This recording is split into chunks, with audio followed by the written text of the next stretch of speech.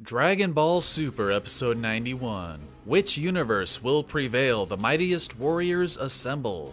Kachi-nokoru no wa Dono Uchū? Zoku-zoku to Tsudou, Saikyō no Senshi-tachi. Well, this was an episode of Dragon Ball Super, alright. Last episode was full of excitement, full of action, a little bit of character development. This episode is full of a whole lot of nothing. Now there's a couple of cool moments in here, but really it just doesn't really amount to anything. It was kind of a filler episode, to be honest. So it's basically Daishinkan talking to the two Zenos, going over what each of the universes is doing with their fighters or gathering their teams together. And that's about it. So they go through Universe 7. Vegeta decides to go to the Hyperbolic Time Chamber. Finally, one of these characters gets it in their head to do that. Why didn't they do that to begin with? So there's only about 4 hours left. In the last episode, there was 4 hours and 30 minutes left. So the time frame between the ending of the last episode to the ending of this episode is literally 20 minutes, because I think they said 4 hours and 10 minutes in the last episode, or this episode. So Vegeta goes in the Hyperbolic Time Chamber.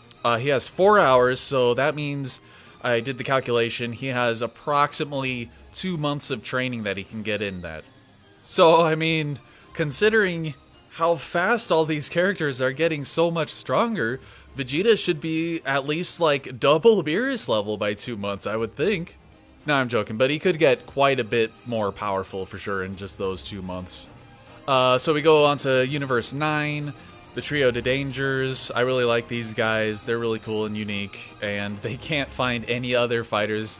It was interesting, you know. It was pointless, although we did get to see the God of Destruction do a Hakai on that whole city, which I was thinking, why did you need to use that technique? You could have just blown it up. Maybe he was just trying to make it a clean destruction, maybe?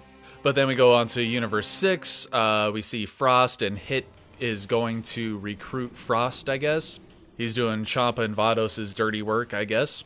But it was really interesting. There was some atmosphere there. It was dark and rainy. Brought me back to kind of Blade Runner, sort of. And Frost attacks Hit, and of course fails. And then Hit, of course, says, "Oh, Frost, you've become stronger." Like, who hasn't become stronger? So Frost is recruited. They go on to Universe 7 again in kind of another pointless scene. I can see how people would think this is funny. It's Roshi visiting Yamcha. Yamcha thinks he's getting invited to the tournament, which is kind of funny, but at this point I just feel really bad for the guy. At first it was kind of funny because he was kind of getting his hopes up, like, I'm gonna go home and wait for these guys to invite me, but now at this point it's just kind of cruel. I feel really bad for Yamcha now. But Roshi says he wants to get over his weakness of the peachy gals. He kind of turns into rapist Roshi again a little bit, and creepily has Puar turn into this lady, and of course Roshi is going crazy over it, even though he knows that it's Puar. So I didn't really like this scene. It wasn't really funny. It was just really creepy, to be honest. I think they're doing it just a little bit too intensely with Roshi's perviness, to where it's in the boundaries of really creepy territory and rapist territory, honestly. That's why I'm calling him Rapist Roshi, even though he doesn't really rape them. He's just massive pervert. So another scene I kind of liked was Goku training with Whis in the gravity chamber. I was actually really hoping that they would show what multiplier of gravity they were training in, like 10,000 or something like that, because he was in Super Saiyan Blue, and obviously Whis is an angel, so they'd be able to handle a massive gravity. But considering the time frame here, they got probably, what, like 10-15 minutes of training in there? And I also thought it was funny how Goku bit Whis' hand. That's like his technique to get out of that grapple hold that Toppo and Whis did on him. So that's good. Goku's learning. Going to Universe 11, they show Toppo and the Pride Troopers. I actually kind of like the Pride Troopers. I like the concept of them, that they're a team of like justice, and they're very Power Rangers-esque. So I like that concept, even though we don't really know much about their characters. We do know more about these characters than most of the other characters in the other universes so far. And I thought it was funny how Casserole was trying to save that cat, and he was in kind of a sticky situation. And I actually kind of connected that situation with the universe survival tournament situation in general, like, if he jumps to the cat, he might be able to save the cat, but he might fail and the cat might die. And I was kind of connecting this to the cat representing their universe. If they don't jump in with all they have to save their universe is probably going to be destroyed. So I don't know if that was intentional or not, but I thought that was really interesting and made that connection myself. And then they show Universe 2 with Ribrianne, who's kind of a pop idol, sort of, Japanese pop idol. So she's going, and the people are like, what are you going to do? And she does this very Sailor Moon-esque transformation, which is just so over the top, so colorful, an obvious parody of the Sailor Moon magical girl kind of things and transformations, except when they transform, they usually transform into this like princess looking outfit or form, something like that.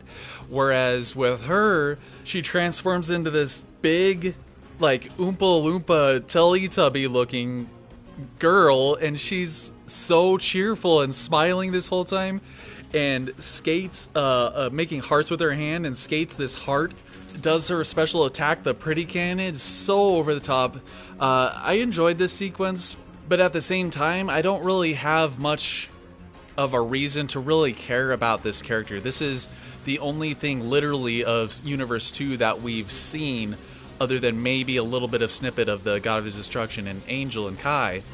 But we really don't know anything other than now we know that she is one of the fighters. So I think that character is funny. I just don't really have much of a reason to care about her right now. Same with most of this episode. It was just kind of pointless. Although still fun, especially heading on to my favorite part of the episode was Universe 10 doing this stupid dance, and Gowasu freaking filming them with his video camera for his GodTube channel. Now, obviously, at least the writers for this episode, at least, are very aware of YouTube, YouTubers, especially going back to Vegeta going into the Hyperbolic Time Chamber and Popo showing a close-up of his eyes, just like Team 4-Star and Dragon Ball Abridged. That was really awesome. And so they are obviously very aware of all these things on YouTube, pop culture, and all this stuff. And it's really cool to see them actually write it into the show like this. And then we go to Gohan and Supreme Kai planning stuff. And then Mr. Satan calls Bulma to let her know that Buu has fallen asleep. A lot of us knew this was coming due to the episode titles and synopsis leaks. I did a video on it.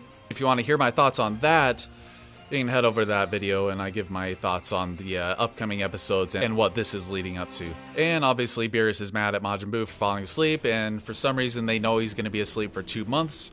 I mean, they could just like throw him in the Hyperbolic Time Chamber for 4 hours, because Vegeta's going to be in there, like I said, for 2 months. Throw him in with Vegeta while Vegeta trains and Buu sleeps for those 2 months. So it's whatever. This episode was kind of pointless. It was still fun and entertaining, but it didn't really add much of anything, really. The biggest thing it probably added was Ribrianne from Universe 2 and how kooky of a character she is, and Universe 9 struggling to find their team.